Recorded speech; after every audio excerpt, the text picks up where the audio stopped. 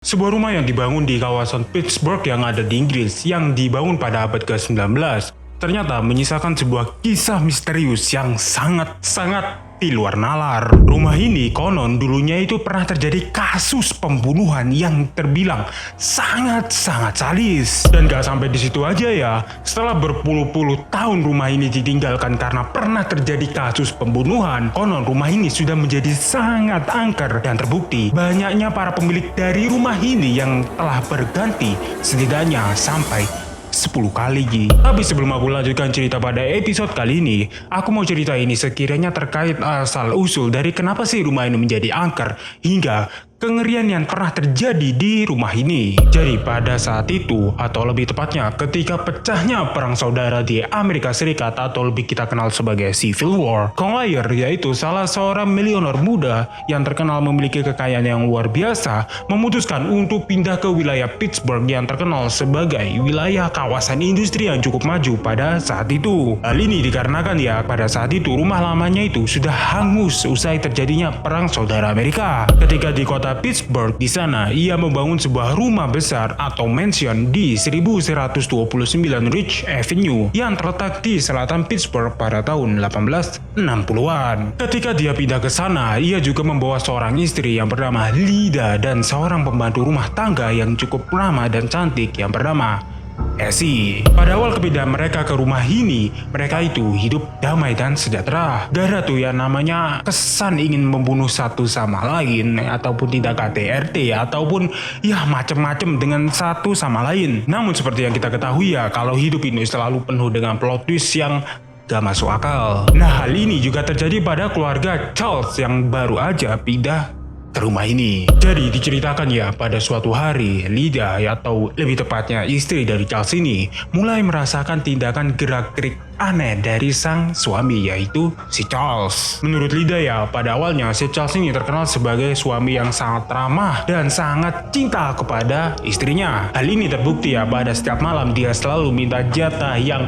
mantap-mantap. Tapi entah kenapa ya pada suatu hari si Charles ini mendadak berubah 180 derajat. Awalnya ya si Charles ini pada malam hari itu contohnya suka minta jatah kepada istrinya. Tapi entah kenapa ya pada hari itu si Charles mulai menjauh dari istrinya. Istrinya yang mulai merasa ada hal aneh dengan si Charles ini kemudian menegur si Charles. Si Charles yang mendapati teguran ini tentu saja langsung menjawab teguran ini dengan berkata, "Akhir-akhir ini saya lagi sibuk banget, tolong pengertiannya." Karena merasa semakin aneh dari gerak-gerik sang suami ini, si Lydia kemudian memutuskan untuk melakukan tindakan memata-matai suaminya sendiri di rumahnya. Dan singkat cerita ya, setelah diperhatikan cukup lama dan memata-matai yang cukup mendalam terkait gerak-gerik dari sang suami, si Lydia ternyata mendapati sebuah plot twist hidup yang sangat-sangat di luar nalar. Di luar nalarnya ini kayak inilah ketakutan terbesar dari si Lydia ketika menjalin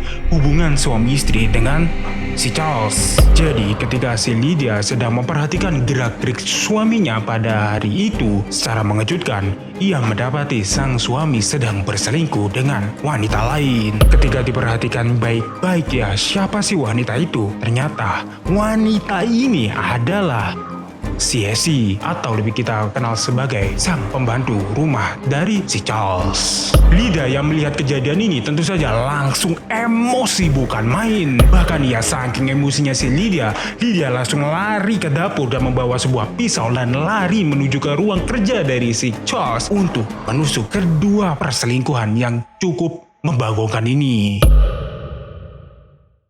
Singkat cerita ya, ketika malam hari sudah tiba, tetangga yang tinggal berdekatan dengan keluarga Charles mulai merasakan kalau rumah Charles ini nggak seperti biasanya. Menurut keterangan sang tetangga ini, rumah Charles ini seperti rumah yang sudah tidak ada aktivitas sama sekali. Hal ini terbukti ya, normalnya ketika sudah malam hari, biasanya rumah-rumah itu menyalakan lampu. Tapi entah kenapa pada hari itu, rumah si Charles masih gelap gulita. Karena mulai merasakan ada hal aneh di rumah si Charles ini, para tetangga kemudian berbondong-bondong masuk ke rumah Charles. Dan baru aja nih para tetangga masuk ke rumah si Charles dan baru membuka pintu, para tetangga langsung shock bukan main, karena mendapati si Lydia sedang memangku kepala dari si Essie yang saat itu sedang terkapar dengan berlumuran banyak darah dengan si Charles yang ada di sampingnya. Melihat hal ini, para tetangga kemudian melaporkan kejadian mengerikan yang penuh tanda tanya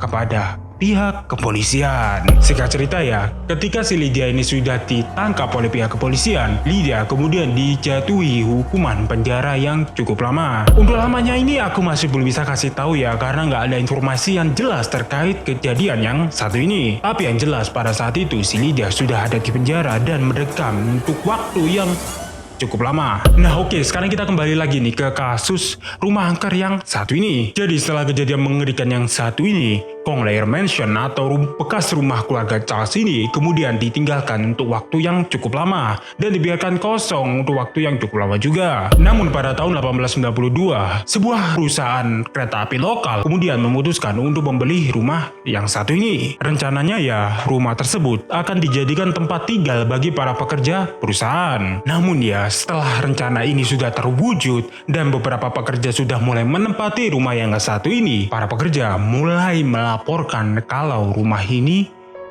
nggak beres. Menurut keterangan para pekerja yang sudah tinggal di rumah ini, mereka melaporkan kalau di sana itu sudah sering kali kita dengar suara-suara aneh yang nggak tahu sumbernya berasal dari mana. Selain itu juga ya, sering terjadi itu barang jatuh hingga beberapa para pekerja yang ketika tidur diseret oleh sosok yang nggak diketahui. Pihak perusahaan yang mendapati laporan ini pada awalnya nggak menanggapi kejadian ini terlalu serius karena mungkin aja mereka beranggapan kalau para pekerja ini terlalu capek bekerja dan menyebabkan para pekerja ini berhalusinasi terkait kejadian yang nggak masuk akal di rumah ini. Tapi karena banyaknya laporan terkait kejadian aneh di rumah ini, akhirnya pihak perusahaan tuh mau nggak mau harus menjual lagi nih rumah yang satu ini. Nah perlu diketahui ya, ketika rumah ini sudah dijual oleh perusahaan kereta lokal ini, rumah ini konon sudah dibiarkan mangkrak untuk waktu yang cukup lama. Tapi untungnya ya, pada tahun 1900-an, seorang dokter yang berketurunan darah Jerman memutuskan untuk menempati rumah yang satu ini. Rumah ini dibeli oleh seorang dokter yang bernama Adolf C. Bernrichter. Tapi untuk mempermudah cerita yang satu ini, aku akan menyebut dokter ini dengan dokter Adolf. Setelah dibeli oleh Dr. Adolf, rumah ini kemudian dipergunakan sebagai rumah pribadi dari sang dokter ini. Ketika tinggal di rumah ini, menurut keterangan para tetangga, Dr. Adolf termasuk dokter yang cukup introvert dan jarang bersosialisasi dengan masyarakat sekitar. Bahkan ia, Dr. Adolf hanya keluar rumah sekitaran 2 kali dalam 1 bulan. Karena terlalu introvert ya, para tetangga yang tinggal dekat rumah Adolf ini kemudian nggak tahu apa yang sebenarnya terjadi di rumah ini dan nggak mengetahui lebih dalam terkait karakter dari Dr. Adolf. Namun pada tanggal 12 Agustus tahun 1901, para tetangga sekitar rumah Adolf mengaku mendengar suara jeritan perempuan dan juga ada cahaya-cahaya aneh dari dalam rumah Dr. Adolf. Para tetangga yang curiga kemudian menghubungi pihak kepolisian. Polisi yang mendapati laporan ini kemudian langsung aja tuh datang ke lokasi TKP.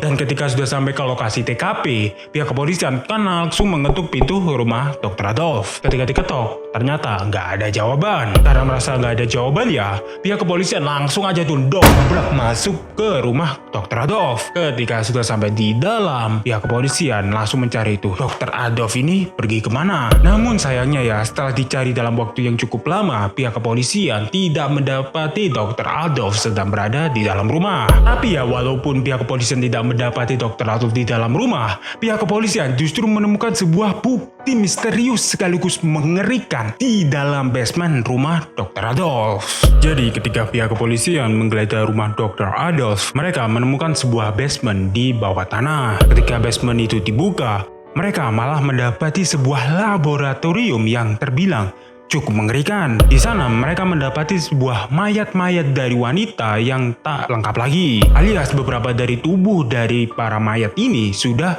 dipotong-potong dan nampaknya dalam proses eksperimen yang cukup aneh. Karena temuan mengerikan yang satu ini, Dr. Adolf kemudian dicap sebagai seorang buronan yang terbilang cukup berbahaya. Tapi sayangnya ya, hingga detik ini Dr. Adolf tidak bisa ditemukan. Nah, kita kembali lagi nih ke kasus rumah mengerikan yang satu ini. Setelah penemuan aneh yang satu ini, kan rumah ini kembali ditinggalkan untuk waktu yang cukup lama. Nah, dalam waktu yang cukup lama ini, konon rumah ini sudah menjadi lebih angker daripada sebelumnya. Hal ini terbukti ya, karena pada saat itu rumah ini kembali dibeli oleh sebuah perusahaan minyak lokal yang membeli rumah ini dengan tujuan untuk ditempati sebagai rumah bagi para karyawannya. Ya, kurang lebih sama seperti perusahaan kereta yang sudah aku ceritakan sebelumnya. Tapi seperti sebelumnya ya, lagi dan lagi rumah yang satu ini kembali menebar sebuah teror mengerikan kepada para karyawan yang tinggal di rumah ini. Salah satu contohnya nih ya, para karyawan ini kan ketika sedang makan,